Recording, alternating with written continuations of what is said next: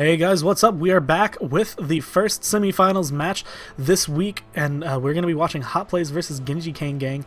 I'm Goremizer, with me is Tiger, and this is the Smite Joust 3v3 series brought to you by Smite Guru and HiRez. And all in all, just going through the bands, pretty honestly just standard stuff. We got the Odin Hu Yi, Chang'e on one side, and the Kali Khepri Bacchus on the other. Yeah, Bacchus, Hu Yi, Chang'e, Odin. Very common bands here. But hovered and instantly picked for Hot Plays will be a Neith. Now, Neith is one of those, like, she's really good in this game mode because of the early game clear, and honestly, Neith can do a lot of damage with the scaling that's on Spirit Arrow. And, you know, watching how Hot Plays played last week, I won't be too surprised to see them kind of pull out ahead early on, mainly because of the Neith, but it's really going to kind of fall to, I mean, honestly, just the rest of the picks and bans and the players here. One of the things I've always really liked about 3v3 is that you can have someone show up and pick like Vulcan, right?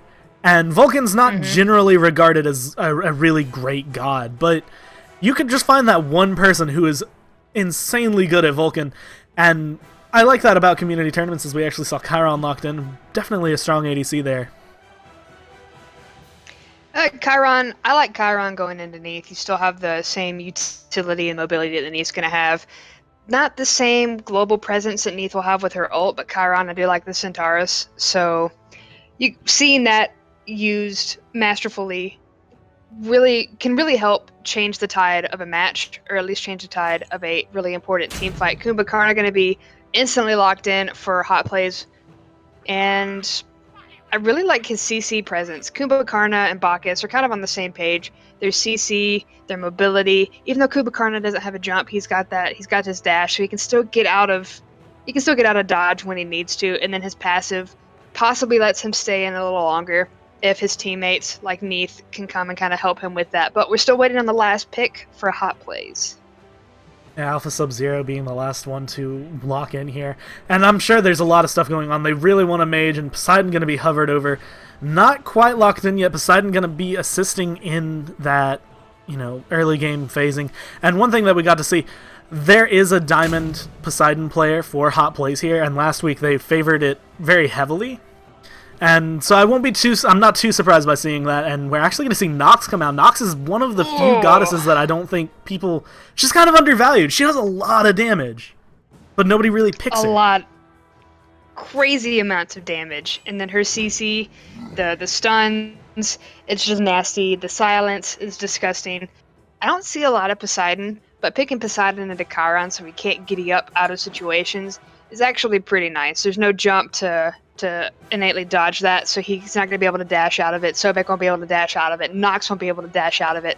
So a really nice pick with the Poseidon there against Gingy Kang.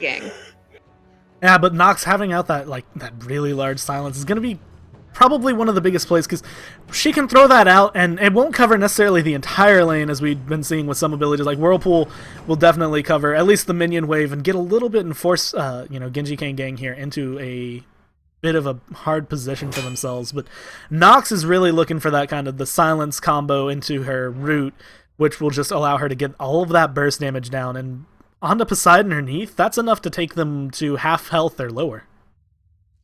And then, not to mention everyone else, you got Chiron and Sobek that would be there to instantly destroy them if Nox wasn't able to. So just rooting somebody in place, incredibly powerful, no matter what god you're playing and no matter what game mode you're in. So Nox is very good at what she does, and hopefully whoever plays Nox is very good at utilizing her. Now, but with that, we're going to take a short break as we wait to get into game here. As you can see at the top, the spectator ticking down the time, and we will join you once we find ourselves in game for the semifinals Hot Play versus Gingy Kang. Howdy, howdy. Welcome back to the semifinal match, North American 3v3 Joust series, sponsored by HiRez. We have Hot Plays here versus Gingy Kang. On the left side of your spectator UI, the guys in blue, you got Secret Truth 0 on the Poseidon, Reach 0 with Kumbhakarna, and Alpha Sub-Zero with the Neith. And coming out for the Gingy Kang, we're going to have Soulful Gingy, Trooper 705 onto Chiron, Soulful Gingy on that Nox, and Tugboat actually going to be coming out with the Sobek. Tugboat, it's a nice name. That's just So nice we're and already simple. seeing Gingy Kang try to go around the other side of this building making, possibly to take Hot Play's own blue buff, but Hot Play's instead going to go to this damage camp and they're just going to settle for their own blue buff at the top of the map. Probably because they got focused out, but I love it when teams can go around the back, take the other mana, and then take their own mana. Yeah, you're giving up the red buff, but that's still giving you 2 camps in favor of yourself versus the other team, which thinks they're about to get 2. And I like that because I think that's the first time, especially today, that we've actually seen there was no real aggression early on. There was no big fight, as actually Whirlpool does get dropped. Tugboat kind of dropping, but not really too low, sitting about half health. Nox going to get a nice combo down onto Alpha Sub-Zero, now sitting about half health. And honestly, with the clear of Poseidon and Neath, I don't think Hot Plays has much to worry about here. Not right now, especially with the clearing. And making sure you throw those whirlpools down is going to kind of zone out Gingy Kang gang. They're not going to be able to do much. They're not going to be able to get close to their minions until they're going to be right on the tower. And with it, it's kind of a, just a sitting stalemate. I do really like the fact that Mark of the Vanguard was put onto the Kumba just to give him just that little bit extra health at the beginning, and the nice passive being a little bit of extra damage reduction. Not too much, but just a nice little bit to allow him to go in and do things like what he's doing right now. He's taking up a lot of damage from the Nox, though. While he didn't get knocked up from Sobek there, he's sitting at about half health, so Hot Play's going to back off, go for their own blue buff. Yeah, I wouldn't say that was a good... That wasn't good for Reach on the Kumba, only because nothing came out of it. They didn't even get any damage onto the Nox, they didn't get any damage onto Chiron. Tugboat, I mean, just didn't feel threatened in the least. Instead, just dashed in, tried to knock him up.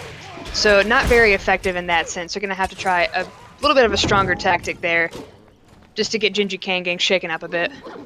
Yeah, and honestly, Hot Play's sitting here. They're really looking for a level 5 team comp, mainly with the the Kraken coming online for Poseidon.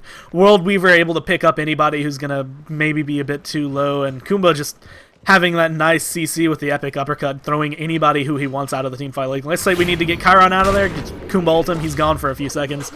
Whereas Soulful Gingy really does kind of have a more late-game oriented damage. Chiron can really come online towards the mid-game, but Nox having a huge chunk of burst, like mid to late game, is when she's going to be able to just hit really, really hard to pretty much any of the members here on Hot Plays. Yep. It's kind of the same thing with the Giannis portal. Knowing where somebody's going to come down. Oh, hold on. Gingy Richu gonna blink in. Soulful Gingy gonna be the receiver of 2 ultimates there. The Nox is gonna have to activate her Aegis in order to get away. However, Tugboat taking quite a bit of damage onto all the members of Hot Plays at this point. Nox will be able to get away. That is a lot. There are 2 ultimates burned right there, and even if Neath ulted, it probably wouldn't have been enough to take out the Nox. So a lot of blown ultimates for Hot Plays, and nothing to really come out of it. Yeah, and we were kind of talking about that while we were waiting for the game to load in, is that Hot Plays is really kind of going for that. We're going to use the epic uppercut, and when they fall, go into the Kraken, or kind of use those 2 ultimates together to try and get the kills, but like you had said, it's a lot to use to get just one person dead when, at that point you've now expended 2 ults, you've probably been taking a lot of damage, and there are still 2 members of the enemy team who presumably have ultimates and are ready to go for the fight. Yeah, you don't want to dump everything onto one person and then not be able to defend yourself, get out, or at least aggress upon anyone else. 3 ultimates, yeah, that's probably going to kill one person, but what have you gained except for 1 kill and no ultimates? Tugboat going to push, pluck Truth 0 into the back line. Soulful Gingy going to have to dash out, but we'll get rooted by Reach. Nothing more out of that fight, though. Just a little bit of back and forth. Reach 0. A little bit more useful with the CC there, but Seeker's going to go ahead and go back, get some Poseidon items. Yeah, the Kang gang here is really kind of looking to get a pick on either Alpha or Seeker to get one of the squishier targets kind of thrown back. And if Tugboat can grab either of them and Nox land her combo, then, if Chiron can throw down just any ability or even just some autos, that's more than likely going to be a kill. And they can, they get that combo off without using any ultimates, whereas Hot Plays, like I said, is looking more for the ultimate-oriented team combos. Now it looks like they might want to try to wait. They're waiting for the rotation coming out of the Kang gang here to see if they can pick someone off as they come back to lane, but I guess kind of sniffing it out. They walk around the backside of their blue buff, getting into their tower just freely. Yeah, they're going to play it safe. Now, we talked about the clear with the Neath and the Poseidon, but Chiron and Nox both have the circular area attacks. They're going to clear creep out pretty quick as well. Reach0 going to blink in once more. Soulful Gingy going to be able to dash out of the root, however. Trooper going to be the receiving end of a giant Kraken. Not going to be enough to take him out. He does activate Centaurus. He has a little bit of health remaining, but he will be taken out by Seeker as soon as he comes back into play. When he activates Centaurus, he is immune to any... He can't die until he comes out of it, so maybe last-ditch effort to survive. Reach0 going to try and get some CC onto Tugboat. He will be able to dash away, and that was a 1-for-0 trade for Hot Plays. Now, Hot Plays getting that first blood, and especially putting on Poseidon, is going to give them just a slight advantage. Poseidon looking like he's going to be building into that Book of Thoth here as he gets a Soul Trap on that death. And honestly, it's going to kind of help them out as Alpha Sub-Zero going to get plucked by Sobek after getting rooted by the Nox. Barely going to be able to backflip out of that one. And Tugboat getting really low. Kumba chasing it down, gets the root. He does knock him twice. Kumba knocked down into his passive, but did pick up the kill onto Tugboat for himself. Another thing that I thought about with the Kumbhakarna passive, everyone becomes immediately fixated with that. All right, hold on. We have Trooper and Soulful Gingy going to rotate here, try to get them at their own blue buff. Alpha Sub-Zero looking like a really nice target right now. They're both going to back on the edge. Okay, no, Seeker's not going to back now. Alpha will back. Seeker going to stay, try to defend the lane a little bit. But with the Kumbhakarna passive, everyone becomes immediately fixated on Kumba, and that's probably a great time to strike at that point. If you can't save him, then try to take everybody else out at least.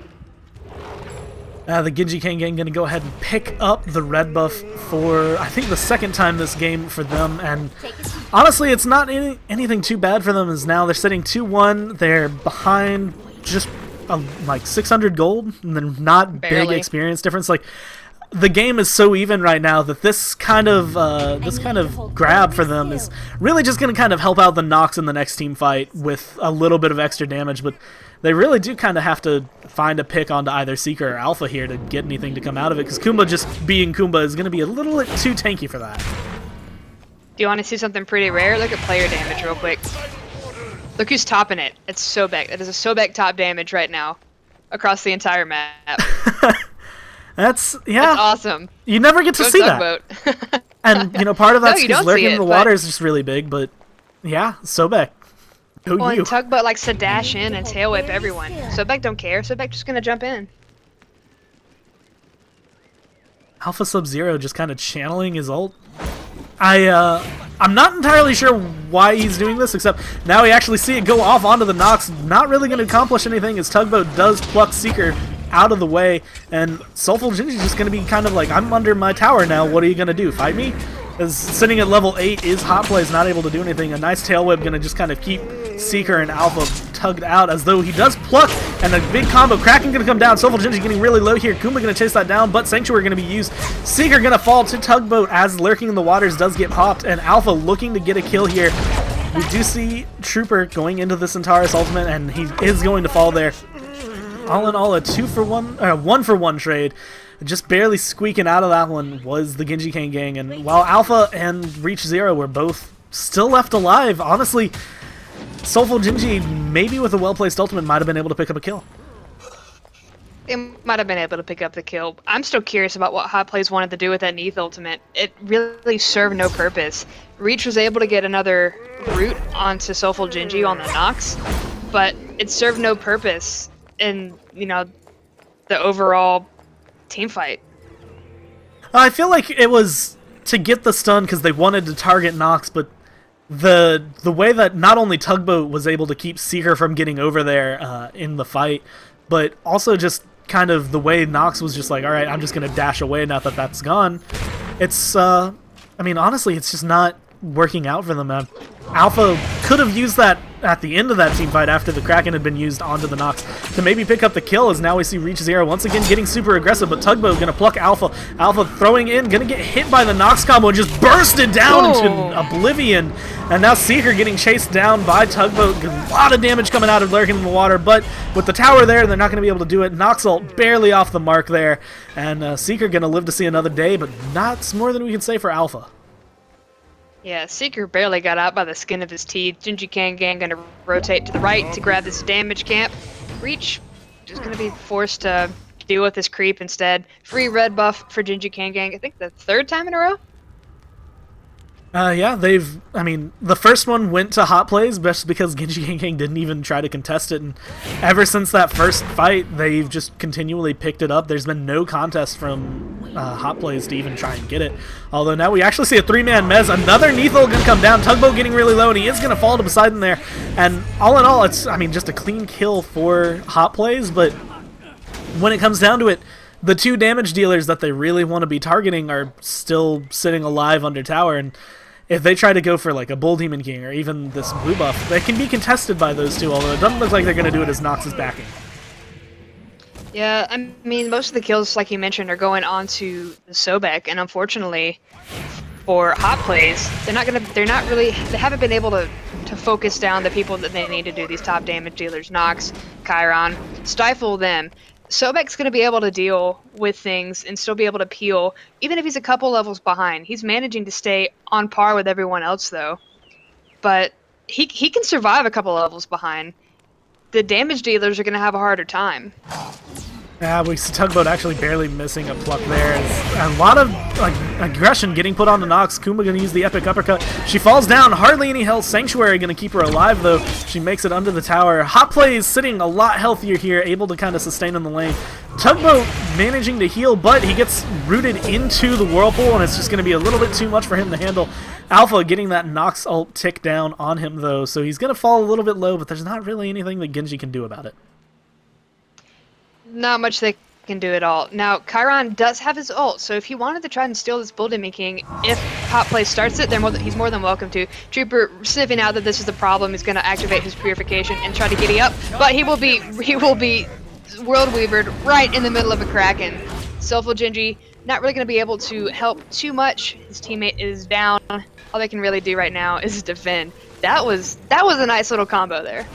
Yeah, I think that's kind of the reason that Alpha and Seeker have been like, we've seen Alpha go into that World Weaver to shoot it out, and the past few times it's been kind of like, alright, I understand you're trying to go for that stun, you're trying to get this, done, but you're not really helping your team out as much as I think you could. But in that instance, it was able to pick up a kill onto the Chiron as his 3rd death of the game there, and while it's, not too much as it is 6-3, but that's going to keep him just a little bit behind, and honestly, as they can slowly tick their ways up in experience and gold, Hot Plays is looking to win this. Kind of the slow tell of time will be the one that wins it for him. Yeah, well, Chiron has been stifled, both level and gold-wise. He's the lowest level on the map and the lowest gold, or net worth. Only just now about to take over 9,000, where everybody else is pushing 10. So it's coming into play slowly but surely. Now the build's kind of looking, what you'd normally expect to see. Although Kumba opting out of what is normally one of the earliest buys, the Bulwark of Hope, being bought on Sobek, but Kumba kind of going into it looks like for his 5th item here is now Aggression's going to come out. Kraken's going to fall, Reach Zero actually going to pick up the kill on Chiron before anything else has to happen. Nox epic uppercut into the World Weaver, going to take a lot of damage, but is barely going to get out of that one alive so far. The time will only tell as the team fight continues and Hot Plays turns their eyes towards the tower. Soulful Gingy threw an ultimate out there. There's going to be a little bit of tick onto Alpha's sub. Not going to be enough to really cause too much damage, though. Tugboat looking pretty low, especially for Sobek here, as the only defense onto this tower. This next minion wave coming in, this might be the loss of Gingy Kang's tower here. And this is always one of the things I really like, is Hot Plays at any point probably could have turned and gone for the Bull Demon King, but they're like, alright, first let's get the tower. Once that objective is off the map, the Bull Demon King will affect the Phoenix, and that gives us just a slight bit of an advantage, because if they got the Bull Demon King and it sets off the tower, then once the tower is gone, that Phoenix is still going to be able to do a lot of damage to you. Waiting just long enough to shut down the Phoenix is going to help him out a little bit, although right now Gingy Kang Gang could still contest the Bull Demon King, so they're really going to have to hope for a better team fight than just one kill. Take what you can and then go for the Bull Demon King. If Gingy Kang wanted to go for Bull Demon King now, I'd say go for it. They're going to have a harder time taking this tower. It effectively has hardly any damage onto it except for with the minions just got onto it while Hot Plays backed. So if they went for Bull Demon King immediately, that would be fine. But it would be unwise of Hot Plays to do it until they took that tower down. Reach Zero going to be plucked back towards Soulful Gingy. The Mez will be fine enough for them. Soulful Gingy going to be rooted and epic uppercutted right in time for his team to be there. There will be an Aegis, or the Sanctuary, to protect Soulful Gingy. However, Ultimate's going to miss. We do see the World Weaver coming in. It's going to take Tugboat and hopefully take Tugboat out, or at least that's what Hot Plays is hoping. Not a lot there, but Centaurus will be activated, trying to take out somebody before they can take out Tugboat. Seeker will be able to take out the Crocodile, though. With 2 members remaining, Hot Plays looks to the Bull Demon King. I am absolutely impressed by the fact that Soulful Gingy, in the time that he landed from the epic uppercut and before the tick of the Whirlpool was able to grab him, was able to get an Aegis off, and that's really what saved his life. There was that Aegis came down, so Whirlpool damage doesn't do anything and Kraken damage doesn't do anything, and then he was just able to get out. This is just so well timed. He had probably half a second to react to that, and so the reaction there was really good, but as it came out, it wasn't good enough, as Hot Plays did turn around and pick up the Bull Demon King, and now Gingy Kang, their Phoenix is just inoperable. Another problem with what Hot Plays is doing, it was probably incredibly predictable. Just because of what Hot Plays have been doing in these team fights, Gingy probably knew. There's like 5 ultimates that are going to be waiting for me as soon as I drop down. I probably should activate that Sanctuary. I can imagine exactly just, what they did. Sitting there like just spamming the button like, okay, I've got to activate this the minute I get the chance. Although now we actually see a bit of a team fight coming down. Gingy Kang not having the Phoenix to really help them in this fight, or trying to just kind of push it back. Seer getting really low because lurking in the water damage, but not really enough to take him out of the fight. Although he is going to have to sit back and be careful, as now the Phoenix is getting aggressed on, and Gingy Kang might have their base opened up. Tugboat's taken quite a bit of damage from Seeker, but the Centaurus has been activated. Trooper is looking for Seeker Truth as well as the Nox. Both ultimates will miss. Seeker will survive, and Soulful Gingy will take a lot of damage from Seeker. That Kraken, very useful there. He's gonna be Seeker's gonna be able to get away, or at least get around. The Phoenix has fallen, and with no Nox at this point, they're gonna go ahead and back, regroup, and then perhaps push down this lane for the final onslaught. The team play that happened in that last fight from Hot Plays was actually really impressive to me, because we saw, you know, Seeker was sitting really, really low early on from the damage that Tugboat was able to throw out, but he still went aggressive onto Nox and got a lot of damage with the Kraken Whirlpool combo, and they managed to burst her down. And Trooper is sitting right there while Seeker has maybe 1-2 hits left in him for auto attack there. But Alpha throws out the ult, stuns him, and it was just, all in all, like a really good communication coming out from them that allowed them to just get that slight edge. And like you said, now Fire Minions pouring down the mid lane, looking like the aggression's just going to be, let's push into the base. There's no real reason not to, although they're just kind of sitting in the jungle looking possibly for a gank here. Yeah, Tugboat doing his best to see all realms, all entrances from the side of the mana camp to the red buff to the other side of the mana camp. Tugboat's doing a fantastic job of doing the peel, making sure he is where he needs to be, interrupting everything he can, but unfortunately for him, Reach is just a little bit better at this point, going to be able to pull out Trooper with a root, a Mez, and then the epic uppercut right into the Whirlpool. Seeker will be able to take him out very quickly. Soulful Gingy not looking too hot as well. That is the Sanctuary popped. Should be able to make it back to the base in time. The Kraken coming out, but Tugboat looking incredibly low here. He will be able to dash out, and that was a Kamehameha right to the face. Alpha Sub-Zero will be able to take him out take Tugboat out before he can get to healing. Now Soulful Gingy is the only one left. This Titan looks like it's going down very quick. Sitting at a little bit above its health, is now going to fall. The Titan going to spear itself with its own swords in the loss there. And honestly, that Poseidon Neath combo damage that they had going on for Hot Plays is kind of what spelled that. I expect to see at least Poseidon, who's sitting at 7-1 and 3, to be at the top of the damage board. Yeah, it took a little while for that to actually come online and for it to work, but once we started seeing those combos, it really started to change around the team fight. So, looking at the numbers, I just want to say Tugboat, top player damage on Gingy Kang, doing his job fantastically. Unfortunately, Trooper wasn't able to be as potent as a Chiron could be. He kept getting picked out, kept getting picked on for 0, 5, and 3. Soulful Gingy, valiant effort with the Nox, very useful with the CC, but Gingy Kang just kept getting picked out and picked on with the CC and the wombo combos from Hot Plays.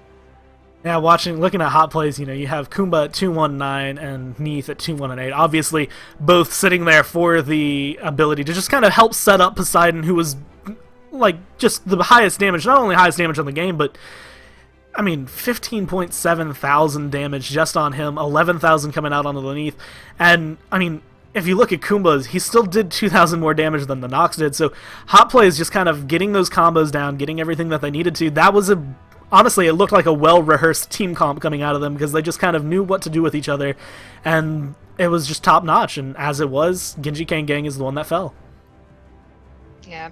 Well, we will see how the finals go. Hot Plays will move on to the finals match that we'll bring to you in just a minute. Gingy Kang Gang, unfortunately, will be knocked out, but perhaps we might see them next week, hopefully, in a third place match. Yes. So we will let you know how that works out when we finish with the finals. We're going to see you here in just a second. I'm Tiger. That's Goremizer, and we'll be back in just a second.